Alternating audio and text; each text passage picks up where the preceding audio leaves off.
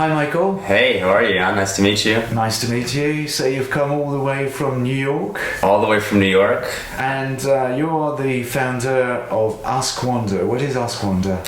So Askwonder is a knowledge concierge for really any busy kind of person, primarily for marketers. You can imagine sitting at your desk and doing hours and hours of research online, digging for information. Really, the way we do that today is by searching the web and going down some rabbit hole. So what we've created with Askwonder is a way for you to drop any kind of research question that you're looking to dig into to us. And on our end, we have a network of just under 1,000 primarily US-based researchers that will do all that digging and come back to you with a full write-up in just a few hours. That includes really a summary of insights and all the resources that you need to dig into whatever you're researching. So you're part of the famous or infamous gig economy, aren't you? Definitely are. Okay, so you have loads of bright people working for not much behind you. Just some incredible people, librarians, journalists, PhDs, we have a few former professors that work with us. And I think in terms of the profile that we're looking for, we hire really just incredibly talented people that have research in their DNA. So it works really for everybody involved. It's a bit like reverse innovation, isn't it? Going backwards. We had search engines and we have human search engines. Yeah. Why would you want to create that? Well, so I think a lot of this speaks to our mission when we started this, I guess close to 3 years ago now. Before the days of the web, all the world's information was housed in physical libraries, and the way you would learn is by walking into a physical library and talking to a human librarian, and they would guide you through this massive archive. Today, all that information is moved online, but we've lost that human mentorship model that has been the cornerstone of how we learn. So our mission in starting this is reintroducing the kind of the human guidance component into the way we move through information and the way we acquire knowledge. And there is a requirement expressed by users, or is it any kind of users, or is it agencies or professionals? So we get a wide variety of people using us, from government to real estate. I would say our biggest profiles, people that get the most out of this, are really two groups: consultants and marketing professionals, so brand, creative agencies, people who are constantly at their desk and they need to get up to speed really fast in a new industry for a client meeting. The idea is there's no real way for no real place for them to turn to really have someone guide them through a topic that they know nothing about. So it's not so much that they're lazy, it's that they want to get faster and get the results faster.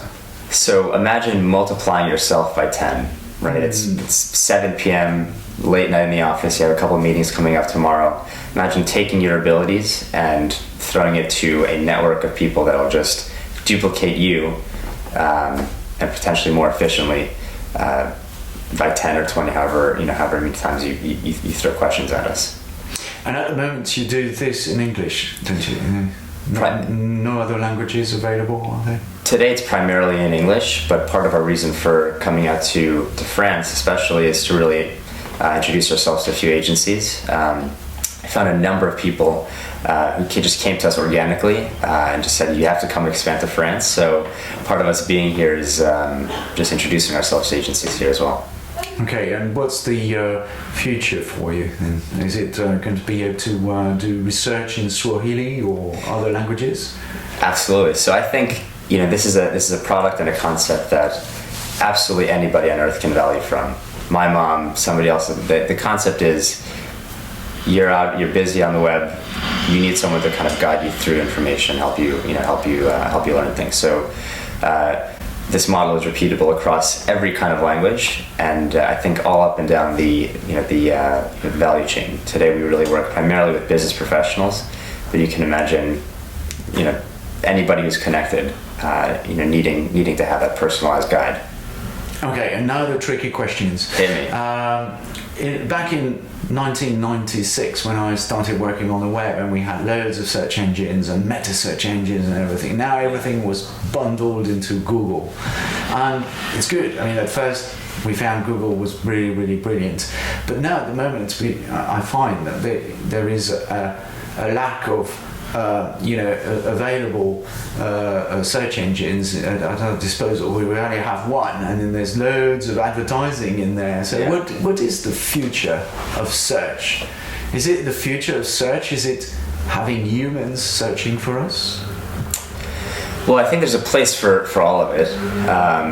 The future of search is, I think what we're seeing now is that there's, let's say in '96, it was very easy to distinguish a good website from a bad website. The good websites looked good, they were clean. The bad websites had little spinny things and just very Web 1.0.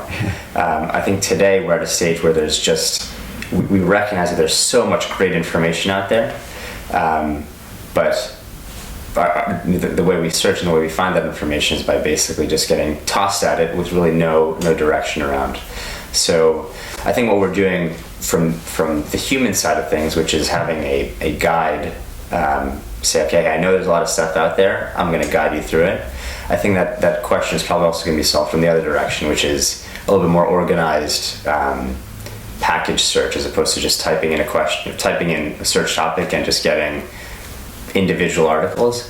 I think the future of that is in creating these automated paths through the web, and that's something that we're solving today from the human angle, but I think ultimately we'll probably converge with with whoever's solving it from the other angle.